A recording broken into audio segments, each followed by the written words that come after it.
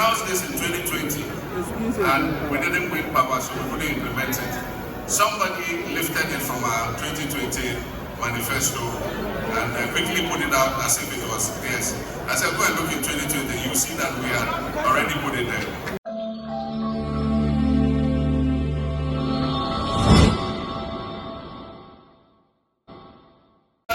Children's Hospital in Accra.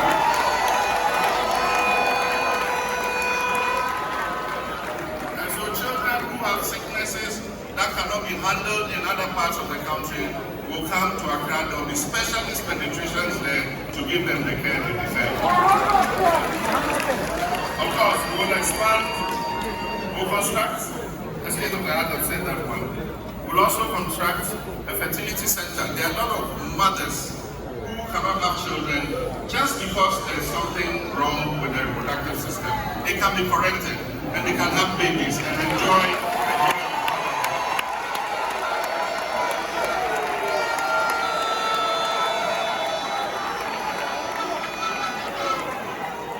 But currently, the prices that the private fertility hospitals charge are out of the range of most mothers. And so government will step in for consultation and they will be given the treatment so that they also can enjoy the joy of motherhood. I'll go quickly. We'll expand the facilities at the whole teaching hospital in order that it can provide specialist services and also be a veterinary hospital to serve the University of Health and Allied Sciences. In the whole of the boutique corridor up to the northeastern part of the country, there is no trauma hospital. And so we build a trauma hospital there so that persons who are involved in accidents on the Eastern Corridor Road will have a place where they can be treated properly before they are transferred.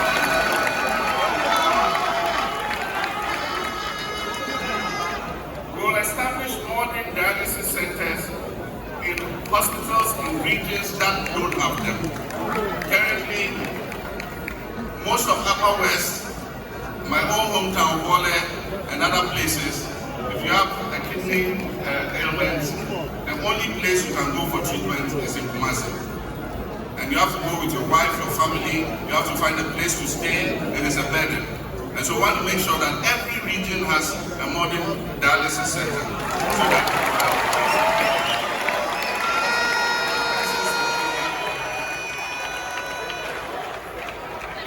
we will build modern hospitals in Boko, Yendi, and other underserved areas. Ladies and gentlemen,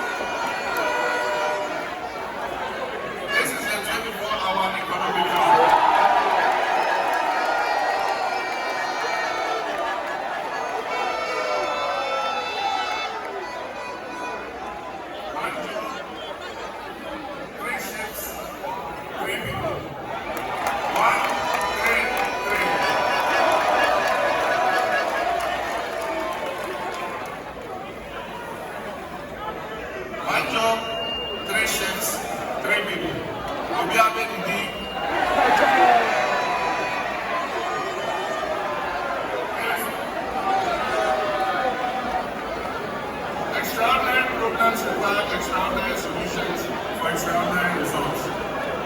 And so businesses and public organizations will be encouraged to operate 24/7 and 3 shifts of 8 hours each.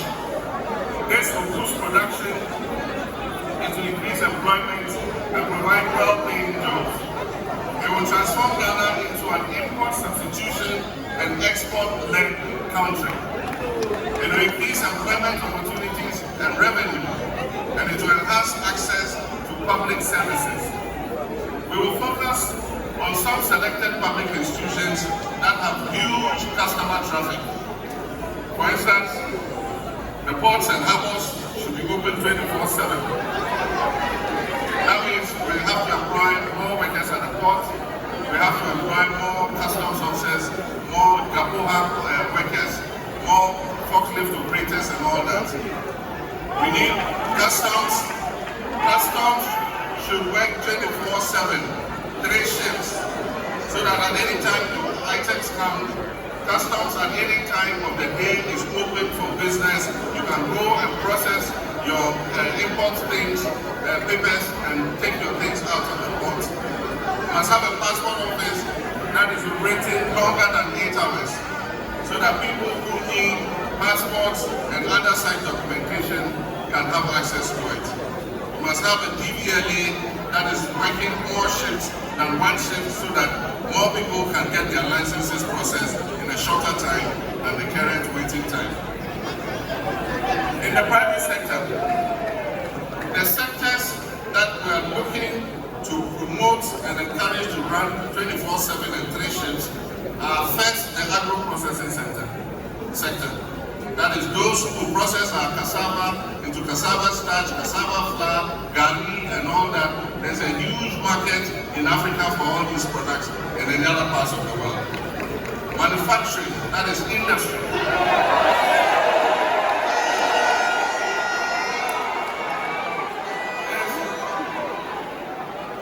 Manufacturing, that is industry. And so the textiles industry, the fruits juice making industry, all the industry, the iron and steel industry, we encourage to run 24/7.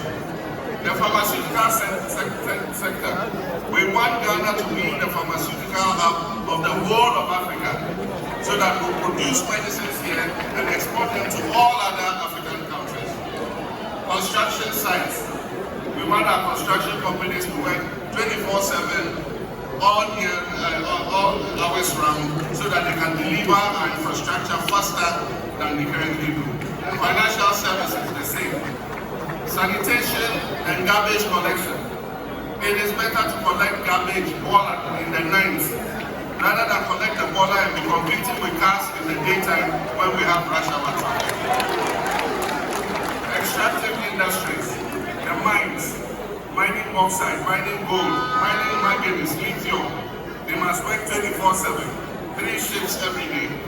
Hospitality industry, our restaurants, our discotheques, our nightclubs, our hotels, 24/7, 24 hours a day. Retail centers, all the malls, there's no reason why you should shut. People can come in the night time and buy items, so they should work longer than 8 hours. Transportation services, there should be buses running 24 hours, so that people who have to go to their jobs can be able to get a bus to go to their jobs. Security services, we need safety and security to be able to implement the 24-hour economy. And so we need more police officers, we need more soldiers, we need more prison officers, more fire service officers, more customs, more engineers.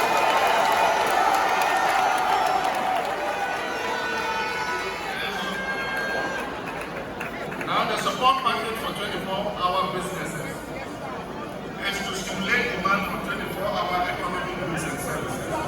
And this will be supported by strategic investments in infrastructure, in security, in energy. We'll have public and private security architecture, cheaper and reliable electricity. That is the time of use tariff. So in the night when we're not using much of the power and it's going to waste, and supply it to the 24-hour economy enclave at cheaper rates than we currently charge. Tax incentives to companies that will sign up for the 24-hour economy, we're giving tax incentives so they pay lower taxes, so they can reinvest what they have saved back into increasing their production. We'll give them support from the Ghana Exim Bank, especially for the agro-processing and manufacturing sectors that are going to be exporting. We'll support SMEs operating capacity with catalytic investments to upgrade and generate jobs.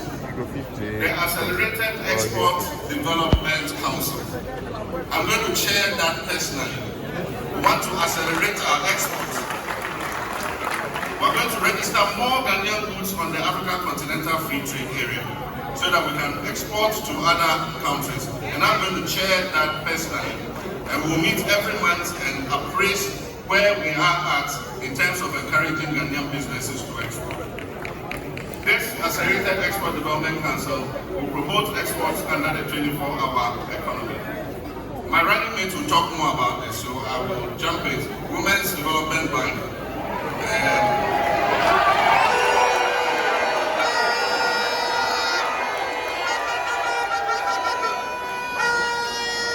It will give low interest loans, particularly to women's businesses. She'll talk more about it, so let's jump in. The National Apprenticeship Program will be for self-employment, and it will also help people who have come out of school at different levels who want to go and learn a skill, but their parents are unable to pay the masters for them to go and learn. The government, through the district assemblies, is going to register all master craftsmen. We're going to pay them and assign these young people to them so that they can learn a skill to go into the world of work. Next slide, free technical and vocational training for young people. The time for grammar school education has passed. The time when you were judged by the long grammar you could speak has passed. We now need more technicians, more mechanics, more plumbers, more artisans. And so we're going to shift our focus from grammar school and build more technical and vocational schools so that our children who leave PSHS, who leave JHS and are able to continue can go and train as apprentices and be graduated with certificates.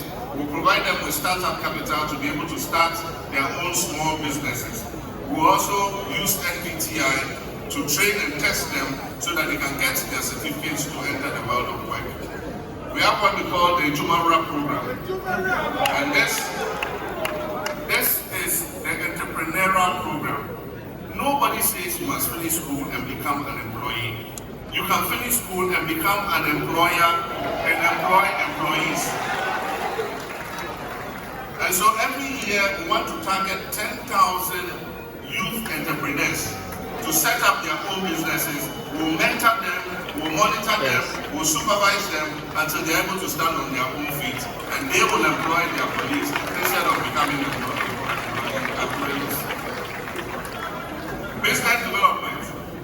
We exempt new and small businesses, that is small and medium enterprises, new and small businesses that are registered, and personal income tax of those businesses from the first 2 years after they are incorporated. So if you are a young person under this program and you set up your business, for 2 years you won't pay any corporate income tax. You start paying after 2 years. Because we want the business to be able to get a grounding and be able to stand on its feet before they start paying taxes.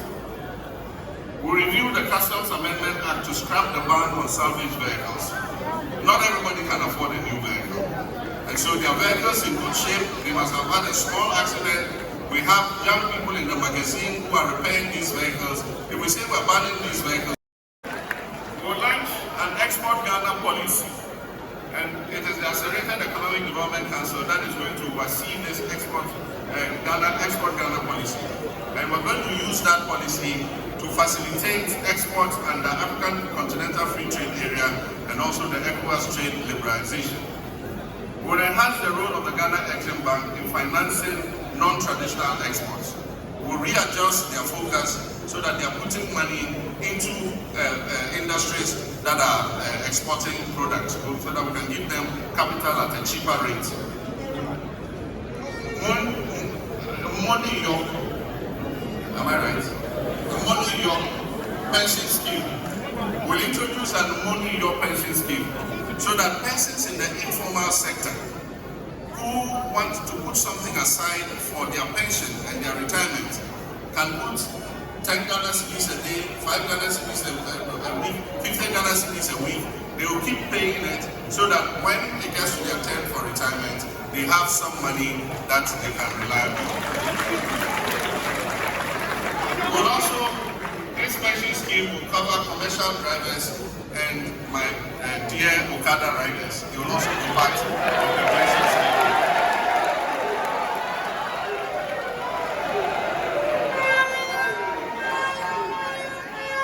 It will also be extended to small-scale miners, farmers, fishermen, traders, and market women.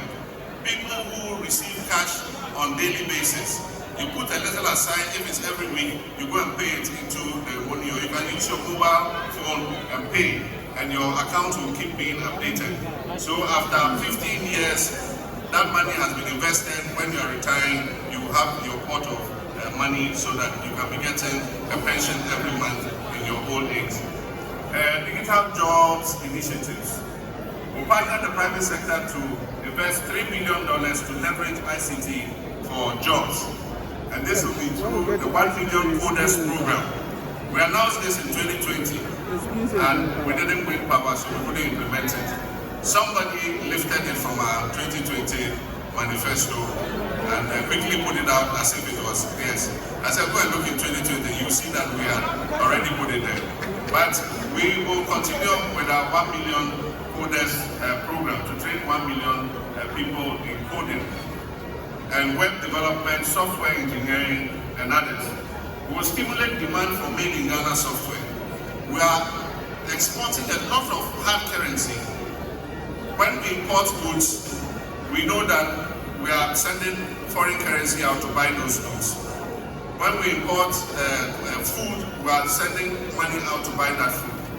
But when we send money out to pay copyright to Microsoft, to Oracle, to all the people whose software we're running on our banks and all our online portals and all that, nobody sees it.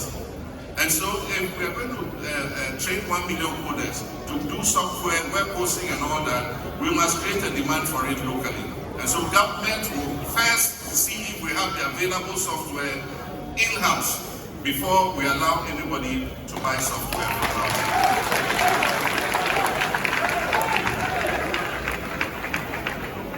And so we exchange payments for subscriptions to overseas vendors.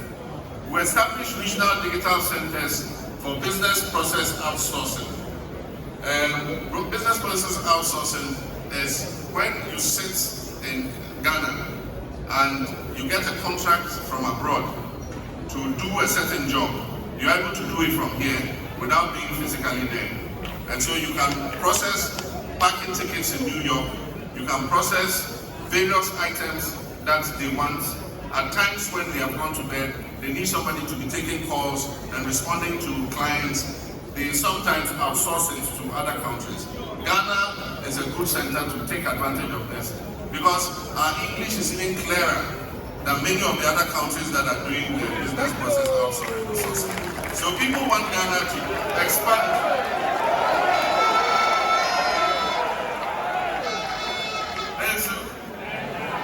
Invest 50 million in a fintech growth fund to promote digital entrepreneurs. I announced this long ago when I met the fintech entrepreneurs. Set up zonal ICT parks to make Ghana the innovation, artificial intelligence, and cyber security center of Africa.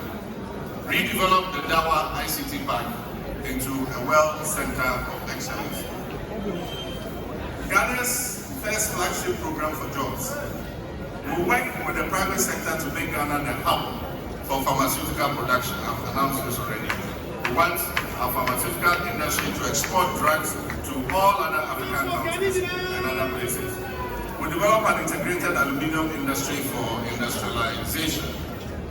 We'll invest in the production of plastics, fertilizers, and other synthetic materials here. Expansion of the automotive and vehicle assembly sector.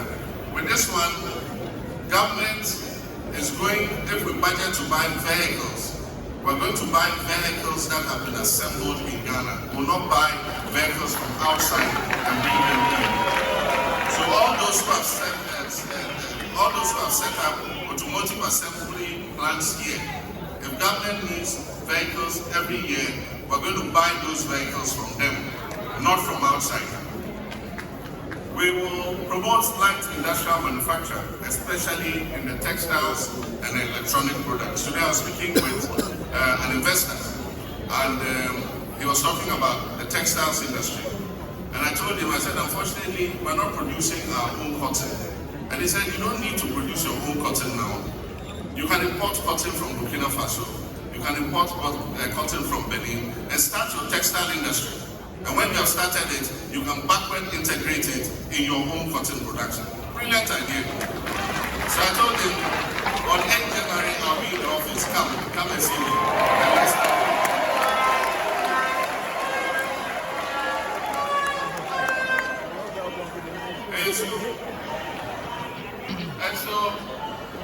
revamp the textile and cotton and allied industries. We'll set up agro-industrial zones in all regions. I've said this already. We'll get a site in every region. Government will clear the site.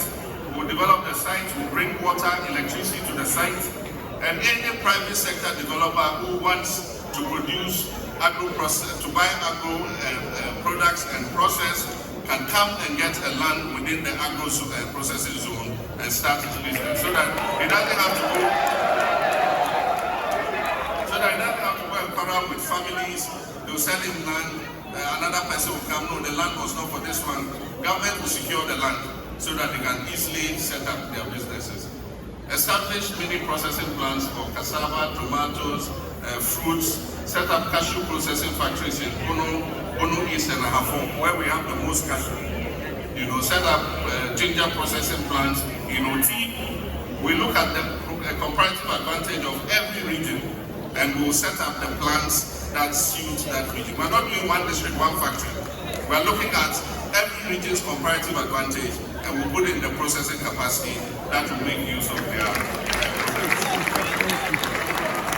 facilitate the construction of 20 million scale animal feed processing plants and revamp the collapsing poultry industry.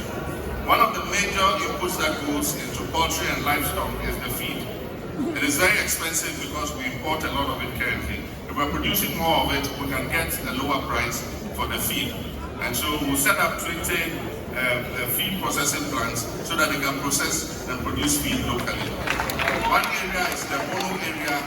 I know the Doma area, there's a lot of poultry. We'll give poultry cages to all the young people who want to do poultry.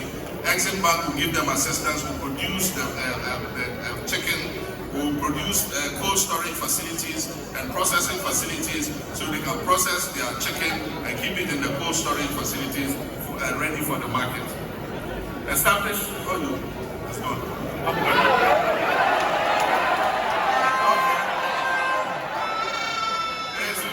Agriculture for jobs. We want to make agriculture more attractive through modernization to ensure food security and job creation. We reduce food inflation to lower the high cost of living through our Agriculture for Economic Transformation program. We'll roll out the Feed Ghana program, which is to boost food production, guarantee food security, and supply raw materials to industry. And this is my favorite project. To establish farmers' service centers in all agricultural production areas. And in each farmer service center, there will be tractors, there will be harvesters, there will be plows, there will be harrows, there will be planters, everything you need to do modernized farming. And our farmers are going to be registered within the catchment area of the farmer service center. And at the beginning of the year, you go to your farmer the planting season, you go to your farmer service center, they'll provide you with the services. Give you the fertilizer, give you the improved seeds, plow for you, plant for you. And when you harvest and you sell your crops, you come and pay the cost of the inputs that they gave you. We'll create farm banks with agricultural zones to ease access to land and irrigation facilities for agricultural purposes and encourage young people to go into farming. We need to bring more of our land into irrigation because you know what happened this year. There was a drought in the north and parts of Bono region. For almost 8 weeks, the rain didn't fall, and so people have lost their crops. And so we will go more for irrigation, even if small scale, boreholes. We have the Volta River, all along the banks of the Volta River, we can develop irrigation facilities. Promoting good governance and combating corruption. Remarkably reduce the size of government to 60 ministers. No more than 60 ministers. And so there will be other things for other people to do. We all can be ministers. I know when I say 60 ministers, I say, there are people aiming to become ministers. But we all can be ministers, so we'll choose 60 ministers, but others will have other assignments that they can do. Address the benefit disparities between Article 71 holders. I've said this already. We have two public servants, Article 71, and then the others who are under the fair wages.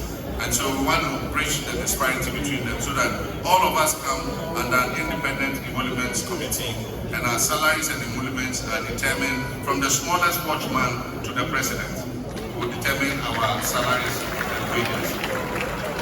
ruthless war against corruption, Operation Recover All the Loot, ORA.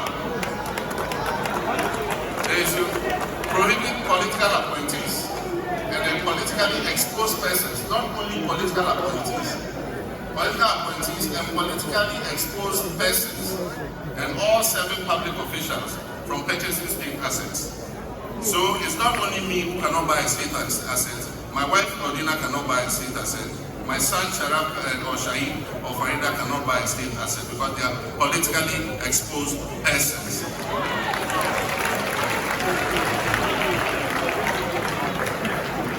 Reopen investigations into major unresolved cases, including the Ayahuasca West for combined election violence, the 2020 election killings, the unresolved murder of Ahmed Swani and Silas Mulo Chabi. There are all these cases that occurred under this administration. They refused to investigate them. Even when they've investigated, they refused to implement the reports. They've not paid any compensation to the persons who are affected. We're going to look at all that and we'll deal with it. Dedicate equitable attention to all levels of education. Improve free SHS. Improve the quality of food for our children. Cancel the double track so that all our children can go to school at the same time. We're going to provide dedicated and sustainable source of funding for free SHS. The problem with the free SHS is that no dedicated funding. And so it's subject to the hazards of the budget. And often the consolidated fund does not release funds. And so children go hungry because the funds have not arrived. Decentralize the procurement of food for SHSs to boost local economies. The feeding grant will go to the schools, to the headmasters and the business, and they will go to the local market and buy the beans, the granules, the rice, the cassava dough, the agbelima, the meat from the local market, so that the town in which the school is located can also benefit from that. It will also allow the headmasters to provide more nutritious foods than the current system. I said this already, implement a new academic fees policy for level 100 students, no fee stress policy. We'll use 5G and low Earth orbit systems to improve the quality of education across the country by extending course tutorials to students everywhere. We have good masters in different schools. And so for us, perhaps the best mathematics master is in Wesley Girls. The best French teacher is in Ghana Secondary School. The best geography teacher is in GSTS. Ghana Education Service will select these teachers and they will teach. They will be filmed teaching the course online. They will teach online and we'll upload this course content on YouTube, and so you can go on YouTube and download what you want. If it's mathematics, you download it. If it's geography, you download it. But at the same time, it will be available on demand. And because we're going to put Starlink internet satellite on every secondary school, the teachers can use the Starlink to show the children the demonstration by these teachers. And so you can be in Bunkubu Secondary School. The best maths master in Wesley Girls will be teaching you because you'll be able to download his course material.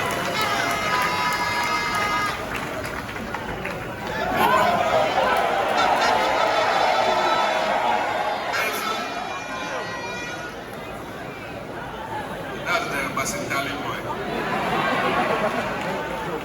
We'll provide free tertiary education, I've said that already.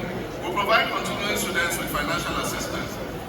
We're going to reintroduce what we had started, which is the Student Loan Fund, Trust Fund Plus. It's a Student Loan Plus. And so it's an enhanced student loan. You get more money from the Student Loan Plus. And you only start paying when you get employment, when you leave school. Implement a bed for all. We have a bed for all program. Our tertiary institutions have huge lands that are not utilized. Normally, when we want to build a university, we take a huge piece of land, and after many years, part of the land is still lying fallow, and even people are encroaching on the land. And so we're going to sit with the universities and carve out a part of their land. And we're going to get the private sector, we'll do a design of hostels. If you're interested in investing your money in the hostel, you will build the hostel, you will regulate the charges, and you will pay for the cost of it over a period of time, and you can make your profit. So that more of our children can have accommodation on campus. That is the bed for all program. The hostels will be built by the private sector. They will build it, they will charge the fees, but we will sit with them and regulate the fees so that they are not too exorbitant. What else? Legislation to streamline and regulate the award of government scholarships. Government scholarships have been fraught with a lot of, let me say, kalabule. We want to streamline it, and as I've said, persons with conflict of interest would not be allowed to apply for scholarships. I would not apply for a scholarship for my children. None of my ministers will do it. Any political appointee must not apply for scholarships. You must pay for yourself. Leave the scholarships for the children of the underprivileged. Those who cannot afford it are the ones who must get the scholarship. And we're going to do that. We'll abolish teacher licensure exams.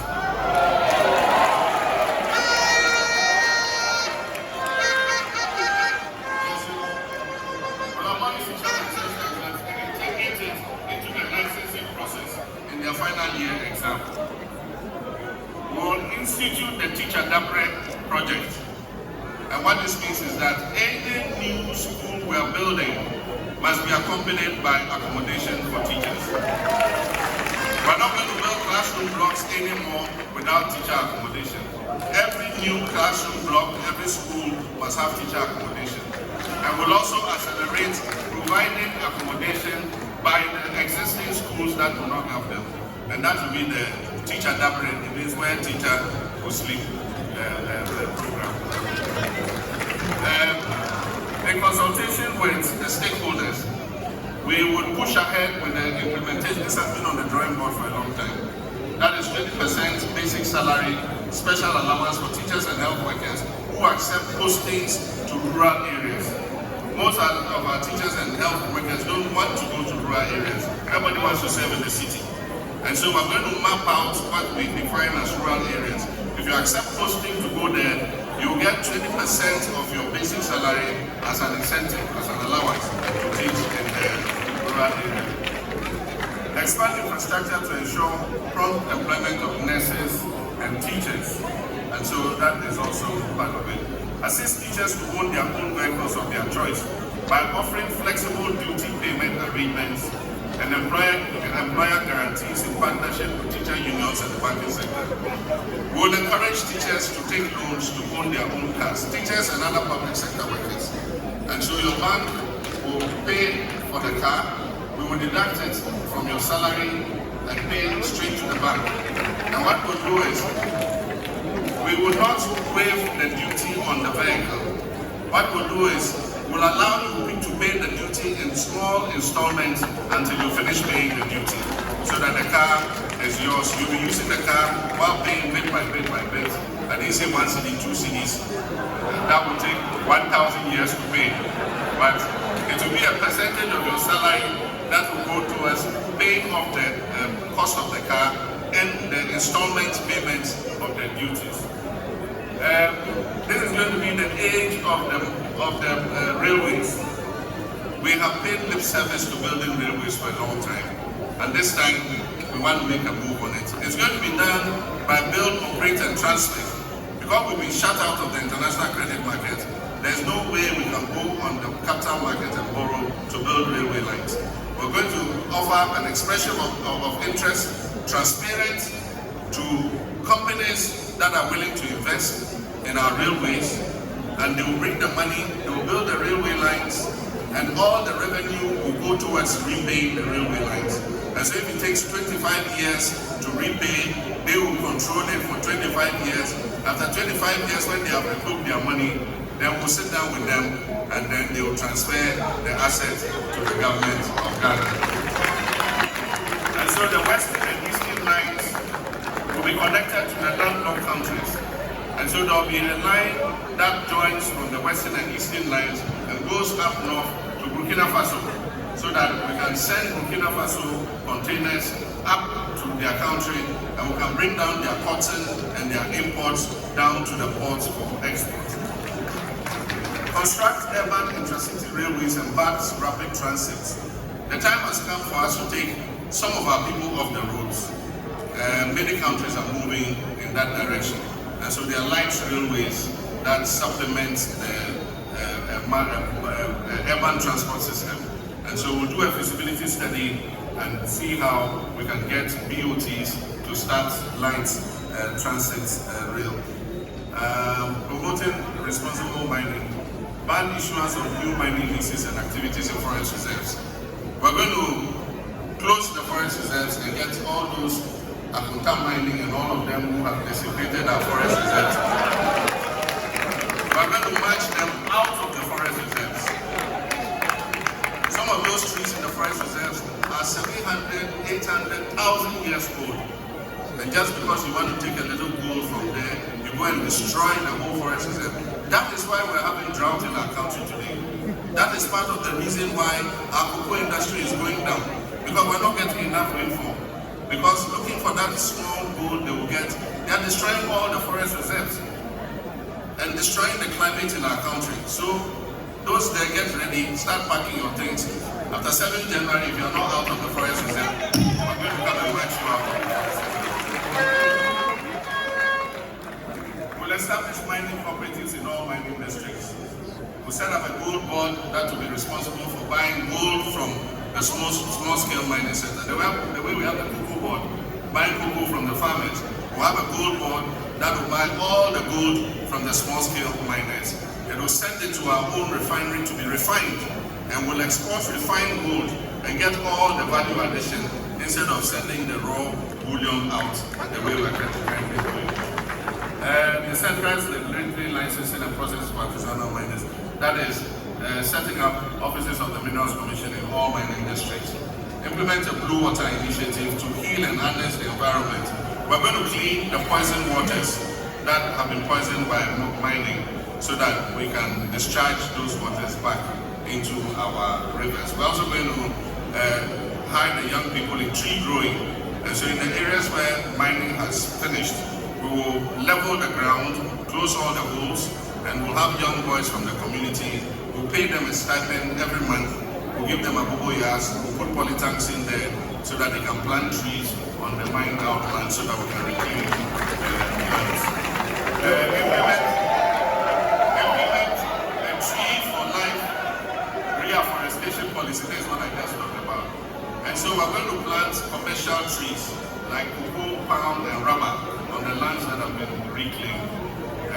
Implement a blue water initiative. I just talked about it. So these are just tidbits of what you are going to see in the manifesto. My running mate and Vice President of the Republic of Ghana to be Nana Obajiman and other experts will go into more detail in some of the areas that I've touched on. But this is just a tidbit of what we're to see. I'll come back after with the 120-day agenda. That is when I'm elected on 7th January 2025. Within 120 days, I have a social contract with the people of Ghana. I'm going to tell you exactly what I'm going to do in my first 1 year.